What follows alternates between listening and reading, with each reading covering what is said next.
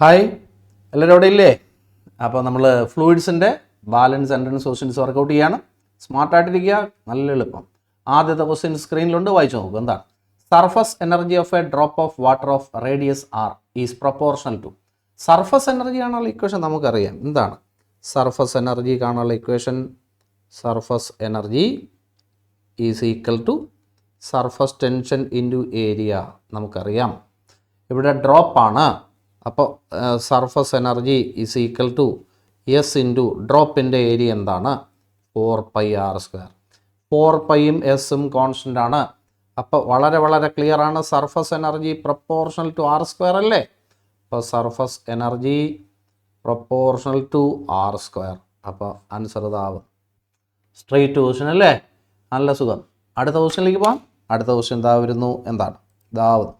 എന്താണ്?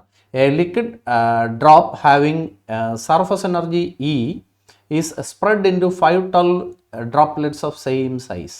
The final energy of the droplets is.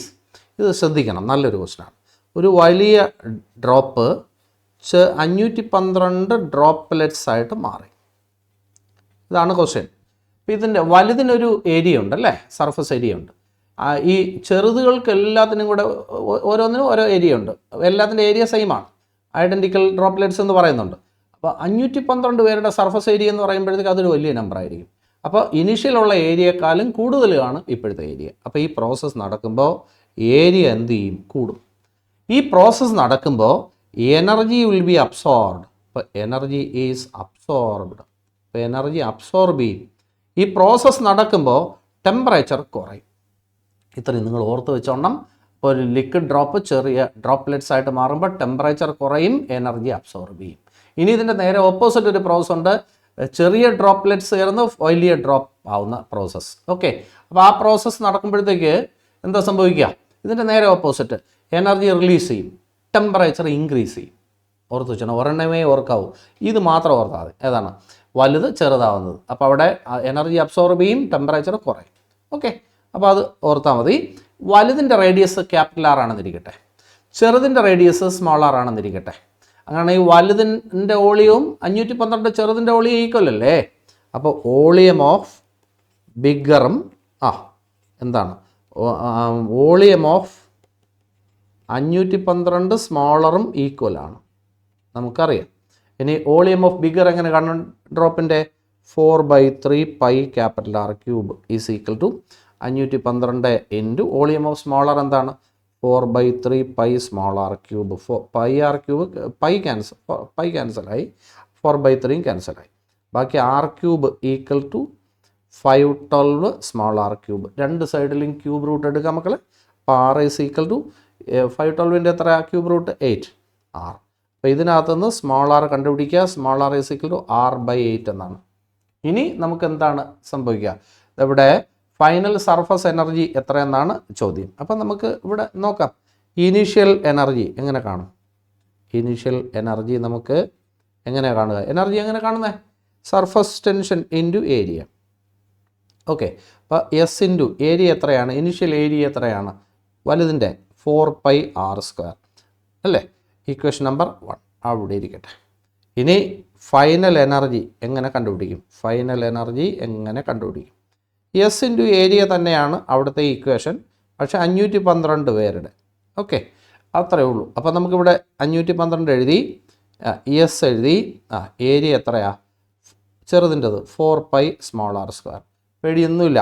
അപ്പോൾ 512 നമ്മൾ എഴുതി, എസ് എഴുതി, 4π എഴുതി. സ്മോൾ ആർ എന്ന് പറഞ്ഞാൽ എന്താണ്? ഇവിടെ എഴുതിയിട്ടുണ്ട്, ക്യാപിറ്റൽ r/8 ആണ്. അതിൻ്റെ സ്ക്വയർ എത്ര വരും? r²/64 എന്ന് വരും. 64ഉം 512ഉം വെട്ടിയാൽ 8 എന്ന് വരും. അപ്പോൾ അത് ആൻസർ 8 എഴുതി, എസ് ഇൻറ്റു 4πr² എന്നായി. കണ്ടോ? അപ്പോൾ 4 ഇൻറ്റു 8 ഇൻറ്റു അപ്പോൾ 8 ഇൻറ്റു 4π എന്നുണ്ടേ. അപ്പോൾ 8 ഇൻറ്റു എസ് ഇൻറ്റു 4πr². അപ്പോൾ 8 ഇൻറ്റു എസ് ഇൻറ്റു 4πr² എന്ന് പറയുന്നത് എന്താണെന്ന് ക്വസ്റ്റിനകത്ത് ആദ്യം തന്നിട്ടുണ്ട്. ഇ എന്ന് ഗിവണാണ്. അപ്പോൾ 80. അപ്പോൾ ആദ്യത്തെ എനർജി ഇനീഷ്യൽ എനർജി ഇ, പുതിയ എനർജി 80.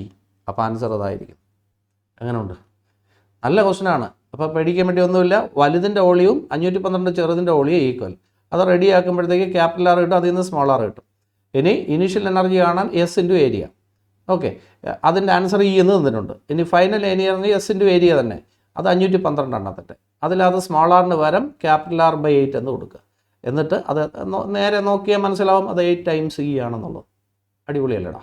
അടുത്ത ക്വസ്റ്റ്യനിലേക്ക് പോകാം, പേടിക്കൊന്നും ചെയ്യല്ലേ. അടുത്ത question, surface tension of soap solution at temperature 20 degree is 2.5 into 10⁻². ഇപ്പോൾ എസ് തന്നിട്ടുണ്ട്, എസ് ആണ് ഈ തന്നിരിക്കുന്നത്. എക്സസ് പ്രഷർ ഇൻസൈഡ് എ ബബിളാണ് സോപ്പ് സൊല്യൂഷൻ. റേഡിയസ് തന്നിട്ടുണ്ട്. അപ്പോൾ radius is equal to 6 millimetre. അപ്പോൾ 6 ഇൻറ്റു 10⁻³ ബബിളാണ്. ബബിളിനകത്തുള്ള എക്സസ് പ്രഷർ കാണും 4s/r എന്നാണ് ബബിളിൻ്റെ, അല്ലേ? അപ്പോൾ 4 ഇൻറ്റു എസിൻ്റെ ആൻസർ 2.5 ഇൻറ്റു 10⁻² എന്നാണ്.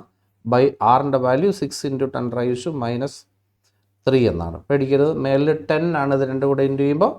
അപ്പോൾ 10ഉം 10⁻² കൂടി ഇൻറ്റു ചെയ്യുമ്പോൾ 10⁻⁻1. താഴെയുള്ള 10⁻³ മേലിൽ വരട്ടെ, അപ്പോൾ 10⁻³/6.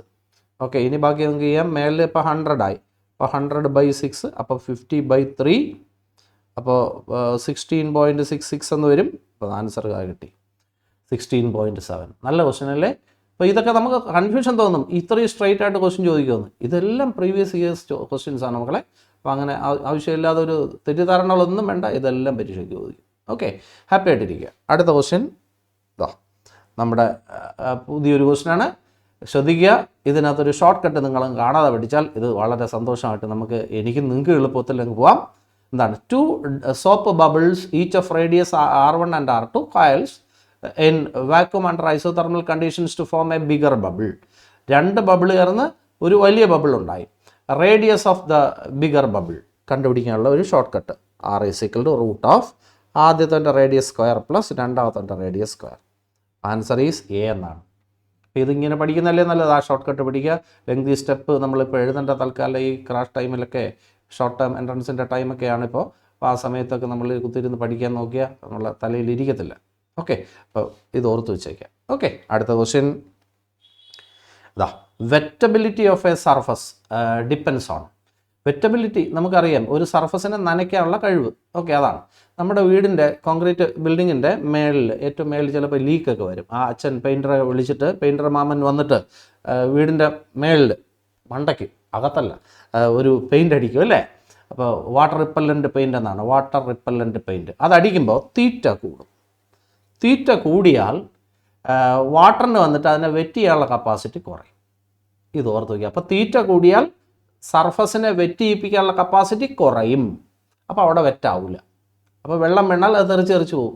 ഓക്കെ, അപ്പോൾ ഇവിടെ ക്വസ്റ്റ്യൻ നേരെ വായിക്കൂ. വെറ്റബിലിറ്റി ഡിപ്പെൻസ് പ്രൈമർലി ഓൺ എന്തോന്ന്? തീറ്റ. തീറ്റ എന്ന് പറഞ്ഞാൽ എന്താ? Angle of contact. അപ്പോൾ answer is B.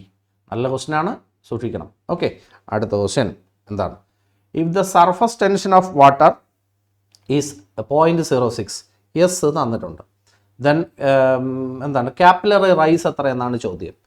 ട്യൂബിൻ്റെ diameter 1 millimetre. അപ്പോൾ റേഡിയസ് എത്രയാണ്? റേഡിയസ് എന്ന് പറയുന്നത് 1/2 മില്ലിമീറ്റർ. അപ്പോൾ 1/2 ഇൻറ്റു 10⁻³ മീറ്റർ. പേടിക്കാനൊന്നുമില്ല. തീറ്റയുടെ വാല്യൂ 0 എന്ന് എടുക്കാൻ പറയുന്നുണ്ട്. എച്ച് കണ്ടുപിടിക്കാനുള്ള ഇക്വേഷൻ നിങ്ങൾക്ക് അറിയാം. എന്താണ്? ഇവിടെ സ്മോൾ ആർ കൊടുക്കാം. എന്താണ്? 2s cos θ divided by r rho g ആണ് നമ്മുടെ ഇക്വേഷൻ. ഇവിടെ 2 ഇൻറ്റു എസിൻ്റെ വാല്യൂ എത്രയാണ്? 0.06 ഇൻറ്റു കോസ് 0 എത്ര? 1 ഡിവൈഡഡ് ബൈ റേഡിയസ് എത്ര? 1/2 ഇൻറ്റു 10⁻³ ഇനി അടുത്ത് ഡെൻസിറ്റി റോ എത്രയാണ്? 1000. ഓക്കെ, ജിയുടെ വാല്യൂ നമുക്ക് 9.8 ആണ് എടുക്കേണ്ടത്, 10 എടുക്കാം. ഓക്കെ, ഇത് രണ്ടും ക്യാൻസലായി പോയി. ഈ ടു അങ്ങ് മേൽ വരും. അപ്പോൾ 4 ഇൻറ്റു 0.06, അപ്പോൾ 0.24 എന്ന് വരും, അല്ലേ? 0.24 ഇനി ഡിവൈഡ് ബൈ 0.24 ആയി ഡിവൈഡ് ബൈ 10 ഇത്രയും മീറ്റർ. ഓക്കെ, മീറ്ററിനെ സെൻറ്റിമീറ്റർ ആക്കണം. അപ്പോൾ ഇത് 0.024 മീറ്റർ എന്നാണ് സെൻറ്റിമീറ്റർ ആക്കാൻ 100 കൊണ്ട് ഇൻറ്റു ചെയ്യുക. അപ്പോൾ 2.4 സെൻറ്റിമീറ്റർ അപ്രോക്സിമേറ്റ്. അപ്പോൾ അത് ആൻസർ കിട്ടി. നമ്മൾ 9.8 വരെ 10 എടുത്തുകൊണ്ടാണ് ഇത് വന്നത്. ഓക്കെ, അപ്പോൾ കറക്റ്റ് ആൻസർ 2.44. എങ്ങനെ ഉണ്ട്, പേടിച്ചോ? അപ്പോൾ നമ്മുടെ ആ ചാപ്റ്ററിൻ്റെ എൻട്രൻസ് ക്വസ്റ്റ്യൻസ് കഴിഞ്ഞിട്ടുണ്ട്. ആരും പേടിച്ചിട്ടില്ലല്ലോ, അടിപൊളിയല്ലായിരുന്നോ? അപ്പോൾ ഇതുപോലെ നമ്മൾ ഓരോ ചാപ്റ്ററും വളരെ ഹാപ്പി മൂഡിൽ നമുക്ക് ചെയ്യാൻ പറ്റും എന്നുള്ള രീതിയിൽ അങ്ങോട്ട് ഇരിക്കുക. എല്ലാം ഡബിൾ സ്ട്രോങ് ആയിട്ട് നമുക്ക് എൻട്രൻസ് റിസൾട്ടിൽ ടോപ്പിൽ നമുക്ക് വരാം. ഓക്കെ, അപ്പോൾ പുതിയൊരു ചാപ്റ്ററുമായിട്ട് പുതിയൊരു വീഡിയോയിൽ നമുക്ക് കാണാം. ബൈ.